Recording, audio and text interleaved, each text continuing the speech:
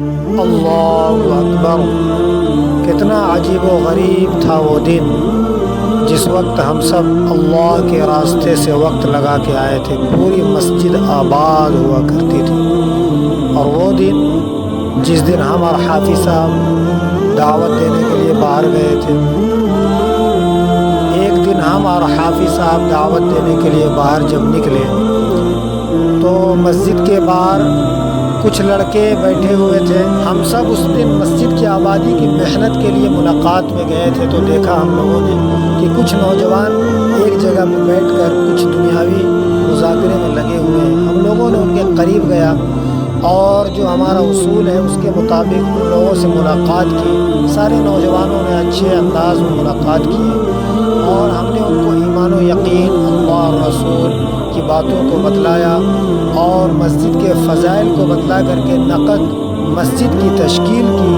تو ماشاءاللہ سارے نوجوانوں نے مسجد جانے کے لیے آمادہ ہو گئے، تیار ہو گئے۔ تو ہم نے سارے بھائیوں کو لے کر کے اور حافظ صاحب نے سارے بھائیوں کو لے کر کے مسجد کی طرف روانہ ہو گئے۔ راستے میں ذکر فکر کے ساتھ آ رہے تھے، باتیں کرتے ہوئے آ رہے تھے تاکہ شیطان اچک نہ لے۔ اس کے بعد ہم لوگ مسجد آئے، مسجد میں آنے کی دعا پڑھی، بسم اللہ اللہم افتح لی ابواب رحمتک۔ وضو خانہ آیا، وضو خانہ میں سارے نوجوان بھائیوں کو وضو کرنے کے لیے آمادہ کیا۔ سارے نوجوان بھائی نے وضو کیا۔ کچھ گڑبڑیاں تھیں ان کو ہم لوگوں نے بتلایا، ان لوگوں نے صحیح کیا۔ ٹوپیاں مسجد کی ہم لوگوں نے پہنا دی۔ اس کے بعد مسجد کے اندر داخل ہو گئے۔ آپ دیکھ سکتے ہیں تھوڑی دیر بیٹھا کر کے ہم نے اللہ اور رسول کی محبت، مسجد کی اہمیت، اللہ اور رسول کی طاقت اور ہم سب کا دنیا میں آنے کا مقصد کے بارے میں بیان کیا اور ایمان کی اہمیت کو بتلایا اور ہمارے زندگی کا مین مقصد کو بتلایا۔ تو ان لوگوں نے بہت ندامت کے ساتھ اور بہت ہی احساس کیا ہماری باتوں کو سن کر کے۔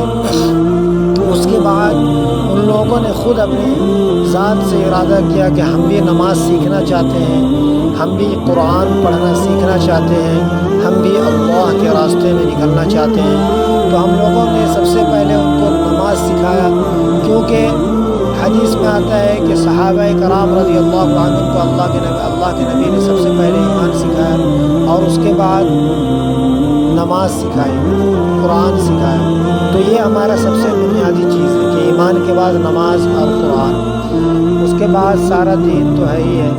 تو ہم جو ہے ان لوگوں کو نماز سکھایا اور نماز کا قیام کا طریقہ، نیت باندھنے کا طریقہ اور نیت کیسے باندھا جاتا ہے اس کا طریقہ ہم لوگوں نے ان نوجوانوں کو بتلایا۔ آج بھی بہت سارے حضرات نماز تو پڑھتے ہیں لیکن نماز پڑھنے کا اصل طریقہ ان کو معلوم نہیں ہے۔ تو ان سب چیزوں کو سیکھنا چاہیے، مسجدوں میں جا کر کے مولانا صاحب سے، حافظ صاحب سے خالی وقتوں میں تھوڑا سا سیکھنا چاہیے اور عملی مشق کر کے اپنی نماز کو درست کرنا چاہیے۔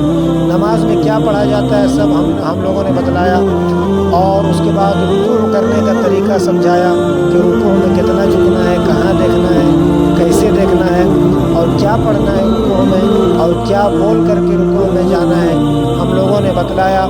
اس کے بعد رکوع سے اٹھنے کا طریقہ بتلایا، سجدہ میں جانے کا طریقہ بتلایا، سجدہ کیسے کرنا ہے، پاؤں کو کیسے رکھنا ہے، سر کو کہاں رکھنا ہے، ہاتھ کو کہاں رکھنا ہے، سارا طریقہ کو سمجھایا۔ اس کے بعد جو ہے ہم لوگوں نے التحیات میں بیٹھنے کا طریقہ بتلایا کہ ایک پاؤں کو کھڑا رکھنا ہے، دوسرے پاؤں کو موڑ دینا ہے۔